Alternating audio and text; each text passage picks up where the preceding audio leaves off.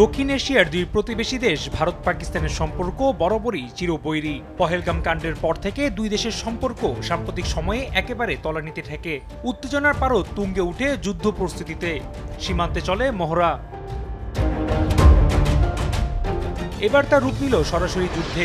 মঙ্গলবার রাতে পাকিস্তানে সরাসরি হামলা চালায় ভারত। প্রতিহত করতে ভারতীয় যুদ্ধ বিমান ভূপাতিত করার পাশাপাশি পাকিস্তানিও ভারতীয় সীমান্তে হামলা চালায়। দুই পক্ষেরই জানমালের ক্ষয়ক্ষতি হয়। যুদ্ধ চলমান হলে তার প্রভাব যে বিশ্ব ক্রিকেটেও পড়বে তা বলার অপেক্ষা রাখে না। এশিয়ার ক্রিকেটের ভবিষ্যৎ তো পড়ে যাবে একেবারে শঙ্কার মধ্যে। দুদলের রাজনৈতিক দ্বন্দ্বের জেরে দ্বিপাক্ষিক সিরিজ বন্ধ 2012 সাল থেকেই। কেবল এশিয়া কাপ আর বিশ্বকাপ ছাড়া 22 গজে এখন আর দেখাও হয় না দুই চিরপ্রতিদ্বন্দ্বীর। এবার সমস্যাটা রূপ নিয়েছে আরও বড় আকারে। এমনকি গুঞ্জন উঠেছে বর্তমান পরিস্থিতিতে 2025 সালের এশিয়া কাপের আয়োজন নিয়েও।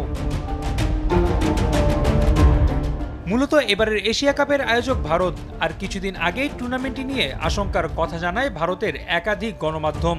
এমনকি দেশটির সাবেক ক্রিকেটার সুনীল গাভাস্কারের মতে এশিয়ান ক্রিকেট কাউন্সিলও ভেঙে যেতে পারে। আয়োজন হতে পারে পাকিস্তানকে ছাড়াই টুর্নামেন্ট। এদিকে শঙ্কায় আছে বাংলাদেশ ক্রিকেটও। চলতি মাসের 21 মে 5 ম্যাচের টি-20 সিরিজ খেলতে টাইগারদের যাওয়ার কথা পাকিস্তানে। ফয়সালাবাদের ইকবাল স্টেডিয়ামে 25 ও 27 মে প্রথম দুটি ম্যাচ হওয়ার কথা। পরের তিনটি ম্যাচ 30 মে, 1 জুন ও 3 জুন গড়াবে লাহোরের গাদ্দাফি স্টেডিয়ামে। তবে দেশটির বর্তমান পরিস্থিতি অবনতি হলে শঙ্কায় থাকবে সিরিজটিও, কিংবা হতে পারে বিকল্প ভেন্যুতে। এদিকে পাকিস্তান সুপার লিগে খেলতে দেশটিতে অবস্থান করছেন নাহিদ রানা ও রিশাদ হোসেন। দুই ক্রিকেটারের নিরাপত্তা নিয়ে চিন্তিত বাংলাদেশ ক্রিকেট বোর্ড। ইতোমধ্যে পিসিবির সাথে আলোচনাও হয়েছে, তবে এখনো পর্যন্ত পিএসএল চলবে বলে ঘোষণা দিয়েছে দেশটি। তাই দুই ক্রিকেটারকে ফিরিয়ে আনার ব্যাপারে এখনো কোনো সিদ্ধান্ত নেওয়া হয়নি। এদিকে আগামী 13 আগস্ট ঢাকায় পা রাখার কথা ভারতের।